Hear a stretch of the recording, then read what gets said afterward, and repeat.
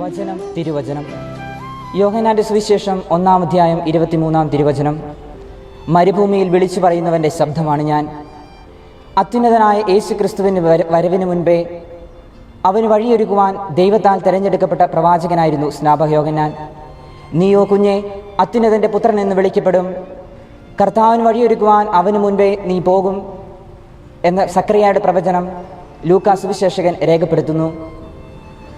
യോഹന്നാൻ ആർക്ക് സാക്ഷ്യം നൽകിയോ അതേ ക്രിസ്തുവിനെ അനുധാവനം ചെയ്യുന്ന നമുക്കും അവന് സാക്ഷ്യം നൽകുവാനുള്ള കടമയും ഉത്തരവാദിത്വവുമുണ്ട്. അന്ധവിശ്വാസങ്ങളുടെയും അനാചാരങ്ങളുടെയും അടിമത്തത്തിലേക്ക് കൂപ്പുകുത്തുന്ന ഈ ആധുനിക യുഗത്തിൽ ഓരോ ക്രിസ്ത്യാനിയും യഥാർത്ഥ ക്രൈസ്തവ വിശ്വാസത്തിൻ്റെയും ക്രിസ്തീയ സ്നേഹത്തിൻ്റെയും പ്രവാചക ശബ്ദമായി പ്രശോഭിക്കുവാൻ സാധിക്കട്ടെ എന്ന് നമുക്ക് പ്രാർത്ഥിക്കാം.